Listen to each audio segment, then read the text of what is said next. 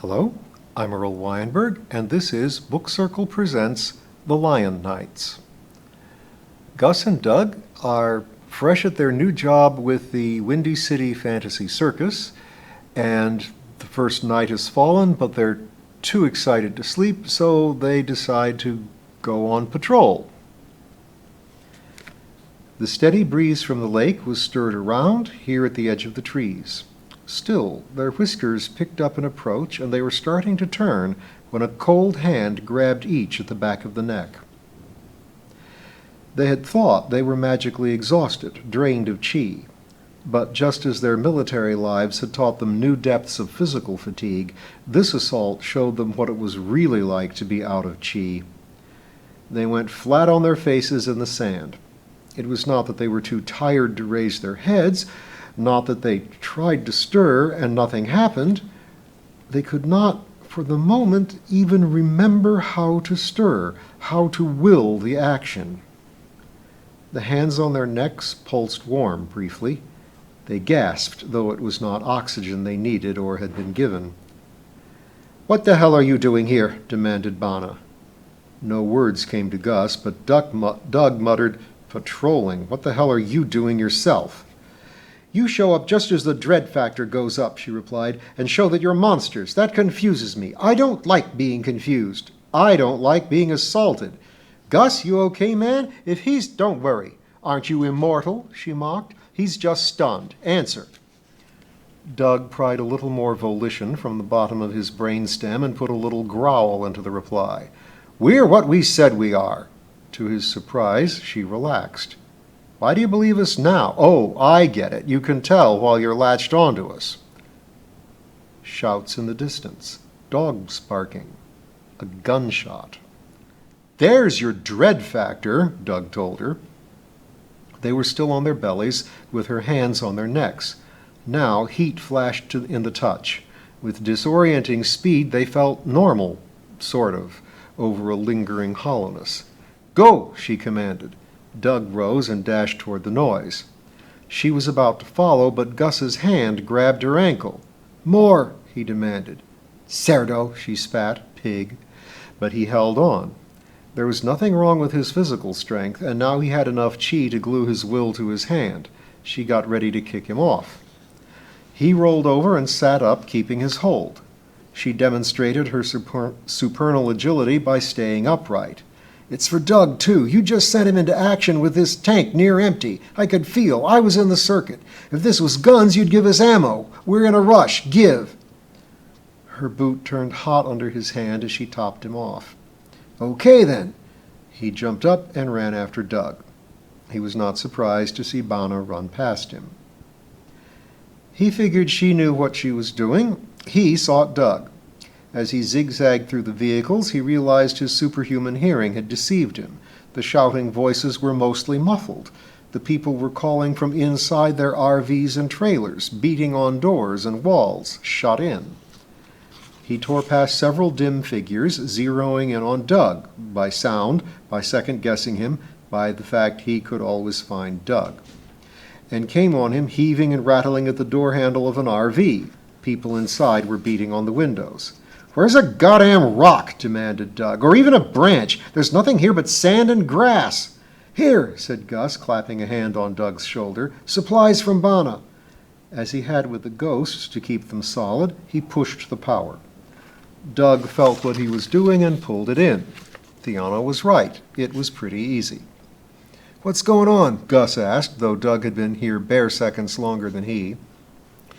"Everybody's trapped inside." Doug tried a leaping kick at the lock. Everybody?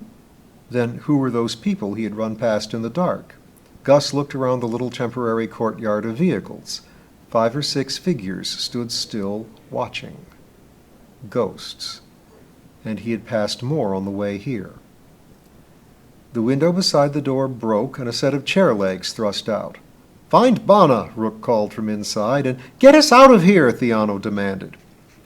Gus reached up and pulled the chair through, then began using it to clear the remaining glass from the edges of the window. Doug, meanwhile, went to find Bana. He headed for the loudest noise. Above the muffled shouting of the circus folk, two voices, male and female, were yelling at each other, and he thought the female was Bana. No more gunshots. That was good. Rounding a corner of the maze that was the circus by night, he charged through a still, dark figure and experienced a flash of chill. He brought himself up short, turned, and grabbed the ghost, putting out a faint tingle of power for tangibility. "What's going on?" he demanded. "Who are you lot?" The ghost, a teenage boy in jacket and jeans, all tones of gray, stared back astonished, then started to blur. Doug had no name to call or any other trick, so he just grabbed for its shoulders, already no solider than a stiff breeze, and pulled a gulp of cold energy out of the thing, letting it vanish. Someone sighed. Doug's ear cocked toward the sound as he whirled after it. A man crouched against the side of the opposite trailer. A baton hung forgotten in his hand, and he stared at Doug. This must be Jude, one of the other guards on patrol that Johns had mentioned. Doug must have met him in the course of the day, so maybe the fellow wouldn't be too terrified of him. Jude apparently decided the same. Did you banish it?" "Yeah," Doug answered, or scared it off. "Look, everyone's trapped in their trailers somehow. Get what's-his-name, the alchemist. If you can free him, maybe he can cope with metal locks and stuff. Don't worry, they're just ghosts." Jude nodded, started off in a crouching shuffle, then, in an act of deliberate courage, straightened his spine and trotted away. Doug continued toward the shouting. It wasn't continuous, but a dialogue. He would yell, then she would yell, sometimes several seconds later. In Spanish, or so Doug thought. At least he couldn't understand them yet. Bursting on the scene might not be the smartest move, so he slowed for stealth and kept to the sides of the trailers. As he skulked, he reflected how scary ghosts used to be. Chinese folklore has a rich supply of ghost stories, and as a kid, Doug had had his blood duly curdled by them. Fun to hear by day, hell to remember by night. Now, ghosts were just sad. Well, usually. Doug's grandfather had not been sad the night he died and stopped by to bid farewell. Yeye, Grandpa, had seemed almost gleeful. Doug could not wrap his head around Gus's horror of being immortal, but when he thought of ages ahead, with no chance of seeing Yeye again, and the same eventually applying to Mom and Dad and the rest of his family, then he understood. Here she was, and here he was, the guy with the gun. They were a study in sliding silhouettes. Bana, in a black body stocking that was probably a costume by day, ducked and drifted behind packing cases. The guy, black jeans, black sweater, black balaclava, wandered the center of the area. He held a gun pointed up and turned slowly, stepping in a slow, random waltz. From the way they failed to face each other, Doug guessed that it was too dark for them to see well. The angry bursts of speech continued. Doug could now tell that Bana was shouting in Spanish and the man in English, but he still couldn't make out sense. The words had a tingle, though, that had nothing to do with sound. When the man was facing away, Doug sidled up to Bana, trying to be quiet and hoping she would not yelp when he spoke. She only twitched violently when he murmured, "So vampires don't see in the dark?" "No," she retorted, soft even to his ears, "only cat monsters." Maybe the man heard. "Bana," he called, "you're getting noisy, my candy. Careless." Bana retorted in Spanish and immediately took 3 steps sideways. Doug followed. "Old boyfriend?" Doug asked. "That's sexist. He could be a creditor." "But he's not, is he? He sounds possessive." "Okay, right. He is. Bad romance." "Is he your sire, the guy who made you a vampire?" She sniffed, then stepped 5 strides while crouched, since the noise brought the man around to face them. Doug waited, then followed slowly. "His name's Darrell," she mouthed, making use of his acute hearing. "I knew it was him when I heard the people yelling and pounding. Favorite trick of his. He has his ghosts bugger the locks, then sends them in. Adds a layer of freak-out on the marks being trapped. Then the ghosts drain him, come back, and upload to him." Bang! Too much talk. When Doug stopped scrambling, he and Bana were athwart the direction Darrell was aiming, tucked under a truck trailer. "I thought you were immortal," Bana said. "Why did you just rush him?" "It doesn't work that way. There's pain and ages of lost time, so no thank you." And really, he'd only been told he was immortal. What he knew was that he'd been turned into a lion man and had learned to change back. "So he has trained ghosts?" "Yeah, mostly victims." "And you used to be okay with that," Doug reflected. "Well, maybe you saw the light. Reformed, you say. Anyway, we have to get rid of Darrell." "What's he want?" Doug asked. "You, I suppose?" "Yeah, under a binding oath. But also I ran off with the pot." Doug's mind danced over cauldron and marijuana before settling on the right meaning. The takings? The collected chi? She nodded. "As much as I could grab. That's what powers my acrobatics, and healing and speed and stuff. He doesn't want to kill me because then it'd go up in smoke. So he's saying he'd take an oath, too, and we'd be partners again, and forgive and forget, and he'll stop attacking my friends." Liar. Darrell had heard them again. He faced their way. Go ahead, idiot, Doug thought. Shoot again at moving targets in the dark and waste another bullet. But instead Darrell spoke. "Bana, I hear you're breathing. You're getting tired." Doug felt power in the sentence. It was supposed to make Bana tired. "It's getting hard to keep up the stealth," he added. Doug rolled out from under the trailer, scuttled to the side, and glanced at Darrell to make sure he was still staring Bana's way. Then, "You want a rush, lady?" He drew his sword and leapt at Darrell. He must have made a noise, and Darrell was fast, faster than a lung mao. He hopped back and now wasted the third bullet. "She's not alone, Darrell," Doug bellowed. "You're outnumbered." You do voice magic, I do plain intimidation. It at least made him jump again. Doug crouched and dodged sideways, which was well, since it meant the fourth bullet was also wasted. Meantime, Gus had cleared the window frame of glass and helped Theano out. As he turned back to help Rook, she said, "Gus, listen, next time you meet—" She was interrupted by a translucent shadow that rushed upon her, arms reaching for her throat. She gasped, but then grabbed back. Gus suspected, could almost feel, that she and the specter were struggling in a tug-of-war for chi. Gus had had his arms up to grasp Rook. Now, just before he started to reach for Theano, something was pressed into his hand. A lighter. He continued his turn to Theano and the ghost. Click. Flare. "Thank you," said Theano as Gus went back to pulling Rook out of the window. "As I was saying, next time you meet a friend, count down 17 seconds before you strike." "Strike?" said Gus. "The friend? No, of course not. Whoever needs striking." Meanwhile, Rook found his footing, grasped Gus by the shoulder, and said, "The ghosts are pawns. Their king is here. Take him out and the game is over." "Like Sauron," said Gus. "What?" "Like Sauron. When they took out Sauron, all the orcs folded." "Right. Now, Jadub, I adjust my pieces. Get on the roof and go looking for the king. Irma and I will go get Harvey." Harvey was the alchemist. Irma was Theano. Right. Gus tossed the lighter back to Rook. "We got our own," he said, and clambered up the side of the RV. 17, Theano called. "The number of conquest."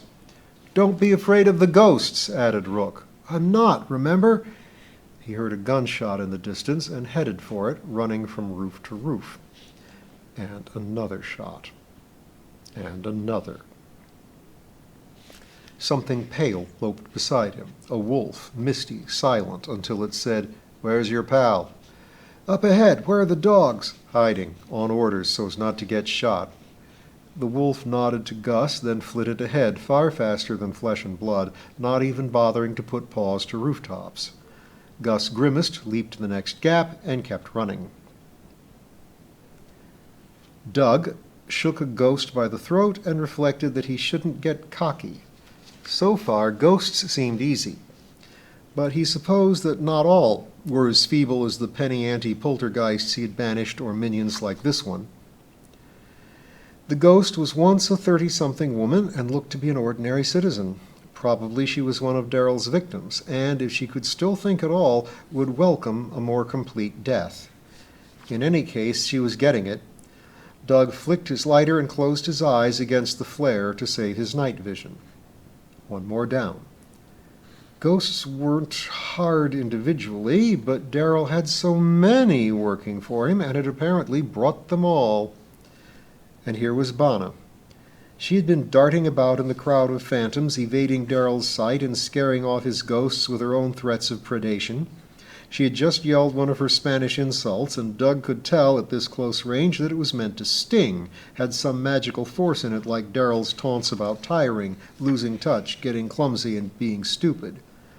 He supposed it was good to have this dirty trick on his side, but he did not like it. "Cute with the burn," she said, sounding just a little winded. Ghosts hung about them, but dared not approach, just stared in silence. Not very enthusiastic minions, but then if they were his victims, they wouldn't be. "If I'd have known I'd have had a lighter on me," she said, surveying the spectral crowd. "So you did not know Daryl was coming?" Doug asked, just rising sense of dread. "Yeah, like I said, no details." "Then I have to say I see Rook's point. I suppose he could have doubled the watch, but beyond that—" A ghost rushed him. It struggled in his grip hardly at all, and he could feel no resistance as he drew out the energy. Could you make a suicide run when you were already dead, he wondered. Flare. Gone. He and Bana moved off so Daryl could not locate them from the blaze of the ascending ghost. They took different directions. Gus arrived on the rooftop overlooking the fight just after the flare. He had to be quiet, but it was hardly necessary between Bana and Daryl yelling at each other and the background of moans and wails from the ghosts. Johns was already crouched on the edge. "There he is," he murmured to Gus, pointing with his muzzle at Daryl. But Gus had noticed Doug and started counting. 1 Mississippi, 2 Mississippi. The astral wolf leaped, not in an arc like a real wolf that has mass, but fast and straight like an arrow. Daryl broke off in mid-yell, grappling with a beast weightless but still strong and toothy. Doug wondered if he would even be needed. 4 Mississippi.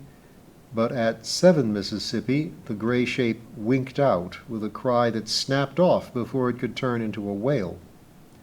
Gus almost cried out. He knew from Greathouse that an astral form was, in some way, the projector's soul. What had happened to that one? With unsteady voice, knowing he'd paused, he picked up at 9 Mississippi. Doug did not see Johns vanish. He was coping with a rush of ghosts. They varied a lot in strength and palpability, and you never knew how much trouble they would be until they were on you. But once they were on you, the technique was always the same. He'd worked it out by now.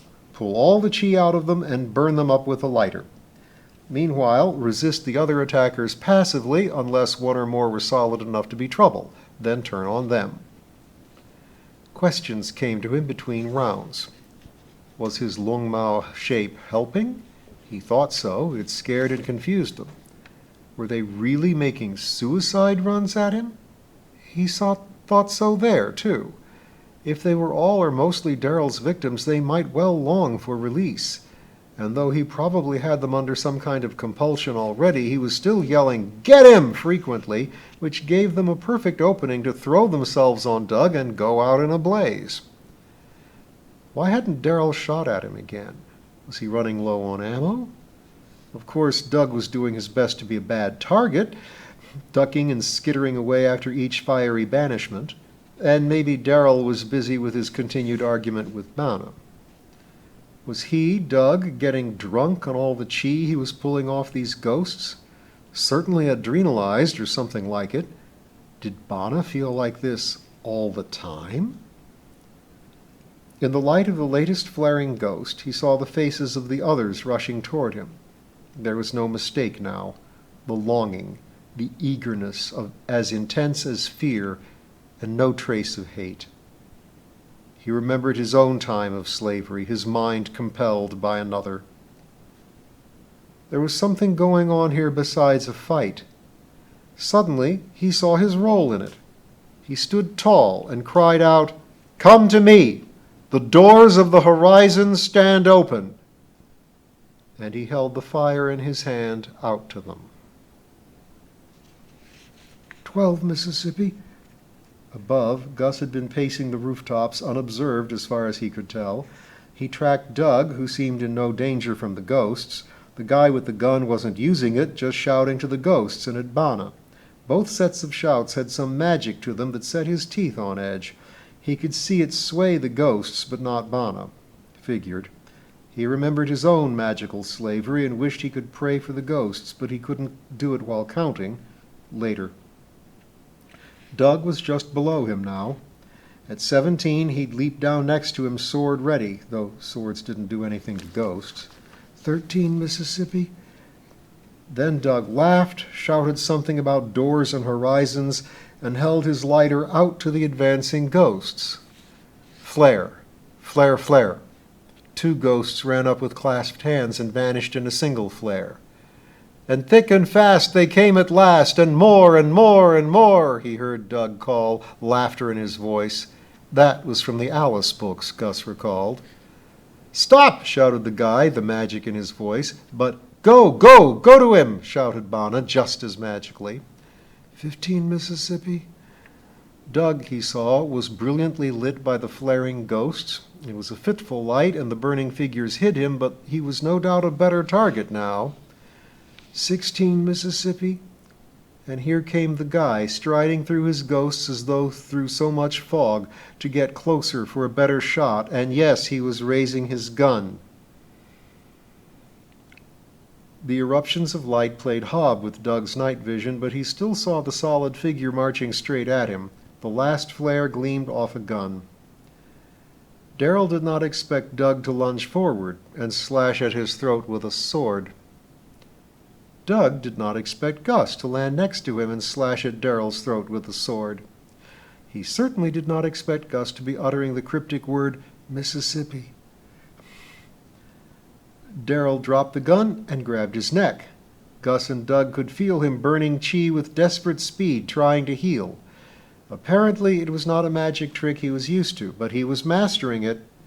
The blood flow lessened, his eyes cleared, and it looked like he was on the verge of rising or speaking. Doug and Gus were having none of that. They raised their swords. But just then Bana strode out of the gloom and thrust a knife into the base of Darrell's skull. The 3 of them were alone with the corpse. All the ghosts were gone. No ghost of Darrell was apparent.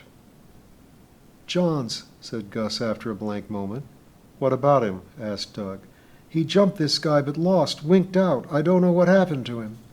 "Take us to his trailer," Doug told Bana. A short dash later, they were there. They found Theano, Rook, and the alchemist there before them. The alchemist, Harvey, was poking at the lock with a stubby, pointed copper wand. "Any idea what happened here?" Harvey asked Bana. "Welding, magnetism, glue?" He was a short, thick man with dark red hair. He wore a tool belt over pajamas. "I think some of the works just got a little bent," Bana answered. Harvey grunted and poked again with the copper wand. This time the tip glowed dull red with heat. "That's a lot of work to get out of a ghost," he remarked. "He charges them up for it," Bana said. "Charged," she corrected. "No longer with us?" Rook inquired, then said, "Good," when they shook their heads. "Not even his ghost," Gus said. "I looked around for it. Suppose he had a pressing engagement elsewhere." "Likely enough," agreed Rook, just as Harvey said, "Ah," and opened the door. The trailer was full of dogs, gathered around Johns as he lay on his bed or huddled next to him. Theano felt his wrist for a pulse, tried again at his neck, and gently pried open an eyelid. "Alive, I think, but unresponsive. What do you make of his state?" she asked Bana. Bana put a hand on his head as if feeling for a fever. After a few seconds, she said, "Vegetative. Any little thing could... Asombroso." Amazing. She laughed. He's getting a trickle from the dogs." "But he's still in danger?" asked Doug. When she nodded, he put a hand over the man's heart. Bonna left hers on his head. They both pushed Chi. John shuddered, moaned shapelessly like a man in a nightmare, then woke. His eyes flickered around the trailer, then settled on Doug. "You're losing your touch, Catman," he told him. "First thing I see is you, and I don't even jump." Doug laughed. "We have a corpse to dispose of," Doug remarked. He and Gus were sitting cross-legged on the asphalt by John's trailer. John's was walking up and down a little shakily, breathing deeply in the middle of a surf of dogs, who uniformly thought he needed looking after. Bonna leaned against the trailer wall, her eyes closed. Rook and Theano were sitting on the doorstep.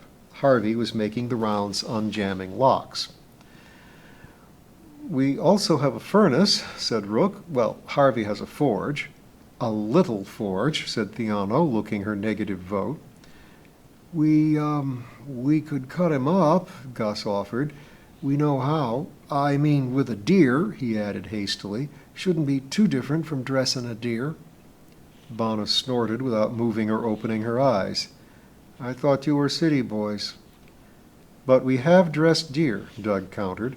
"A long, long way from Chicago." He looked up at the stars, which were the farthest thing in sight, but still not that far. He grinned, showing his trademark teeth. "Then we passed out the cuts and ran like the poachers we were."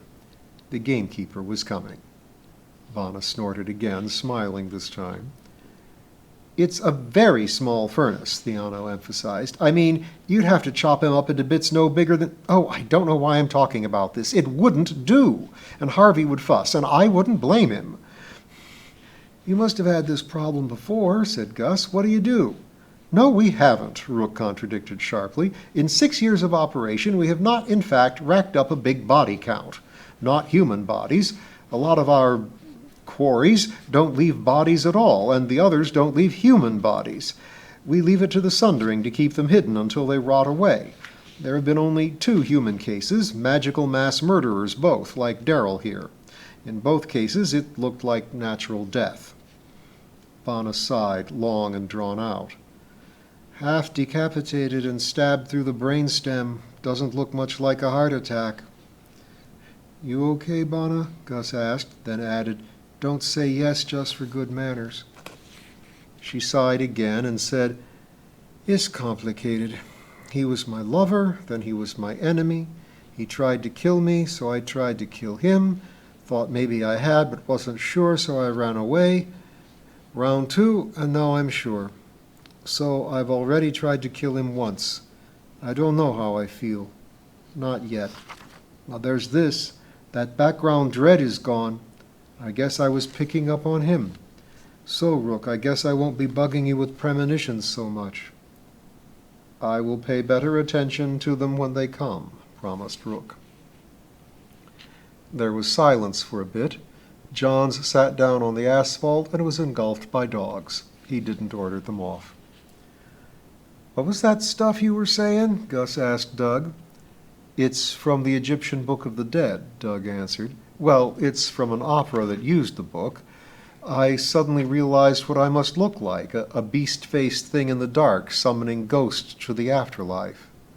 Anubis." "He's a dog," said Johns unexpectedly. "A jackal." "We work with what we've got," Doug answered. "What did you mean by Mississippi?" Gus explained. Doug sighed in satisfaction. "See, Madame Theano, no need to be apologetic about being just a Pythagorean." Harvey came up. "That's everybody," he announced. "You want me to take care of the body?" Rook looked up. "Ah, you have a plan?" "Simple. Get me some driftwood or branches from the woods back there, and we'll make him a funeral pyre. Nice anonymous ashes. I'll see to it." Rook nodded. "Thank you. There remains only his car or motorcycle, or however he got here." "Find it and leave it in Gary or Hammond," Doug proposed. "If we're lucky, he took the train," said Gus. "The South Shore line has a station a brisk walk from here." Doug laughed. "We walked it once. Mom and Dad, my aunts and uncles, and all the kids marching along the roadside. Someone whistled the Colonel Bogey March and got told to knock it off. And hiked back, of course, with the kids skittering off into the woods each way. I don't know if money was tight or they just wanted to exercise us, but after that they stuffed everyone in 1 or 2 cars and drove it. My folks had us hike it 3 or 4 times, Gus rejoined, until the last time when it rained. Let's get firewood. Bonna went to gather wood as well, and the two followed her up into the trees. She said nothing about it, but asked, "You going to keep those big cat shapes? What do you call 'em?" "Lungmao," said Doug, "and yes. Are you feeling, reasonably collected?" "Yeah," she replied in a surly tone. "You have no idea the kinds of things I've faced. I can be collected when I need to be. Why?" "Well, good. We can get all the unpleasant topics out of the way tonight." She stooped to pick up a fallen branch and asked Doug, "What's your next unpleasant topic?" But it was Gus who answered. "That's a cute voice trick you have, pushing the ghosts around, dueling with Darrell. Must be handy." They could see her nod in the dark. The meaning rides the sound, and the chi rides the meaning. Gus nodded back, though she probably could not see it, and remarked politely, calmly, "If you ever use it on us, we'll go berserk. Try to kill you, maybe even on purpose." "We told you," Doug went on, "about being slaves. What happened was that 5 years ago, Doug and I and 25 other guys woke up in these shapes with no explanation and no hint that a change back was possible, and were taken away to be slave soldiers in someone else's war in someone else's world. Along with changing our shapes, she put a leash on our minds. We had to obey. The idea of not obeying filled us with dread, and it stayed that way until our owner was killed in battle. So you understand we are very touchy about mental compulsion. Very." "Very," Gus echoed. "We wouldn't mean to go berserk, see? It would just happen." "I guess I don't know what you've faced either," Bonna said. "Thanks for the warning. I guess it's a good thing I took you two down in one blow earlier this evening." "Nah," said Gus, "that was different. We were just at your mercy." He leaned down and picked a couple of black lumps off the ground. "Think pine cones would be good?" "Sure." Theano came to the lakeside funeral pyre and announced, "A car in one of the parking lots over to the west." Rook nodded. "Gallison and Monahan can run it up to Gary tomorrow." These were two of the jesters. "I can find them a place where a chop shop will grab the car and have it stripped within a day." He returned to watching Harvey extract far too much heat from the oak and pine branches, carbonizing the bundle in the flames. "I promise you," Theano said to Doug and Gus, "tonight isn't typical. But I think it's had its positives. The world is shed of a vampire murderer. Rook and Bonna are getting on better, and Bonna has some more peace. We've acquired your services, and I think Bonna now trusts you." "She was suspicious because we showed up just as her dread alarms were going off," Doug said. "I admit that could look odd," said Theano, "especially to one in the grip of the dread, but coincidences happen." "I don't know that you need to reach for a reason as lame as that," said Gus. "Oh, what's your explanation?" "Providence, or kismet, or whatever. You guys and Doug and I, we all come together just in time to take down Darrell here. We can just be grateful and take heart." Theano smiled. "What next?" Doug asked. "Well," said Rook, "we were going to get on the road tomorrow, but now we have some repairs to do." "And if anyone was tracking Darrell," Doug reflected, "it might look odd if we run off the day after he vanishes." "Is anyone tracking Darrell?" Rook asked Bonna. "Not that I know of," she answered, "and not that I feel." Rook nodded. "And once we're on the road?" Doug asked. "West," Rook answered. "We go on our autumn tour," Theano said, "and collect rumors and omens." Gus nodded. "Onward," said Doug. The end. So Gus and Doug are established with the fantasy circuit in their career as monster hunting monsters, or as elven knights, however you want to look at it. And we may hear from them again sometime.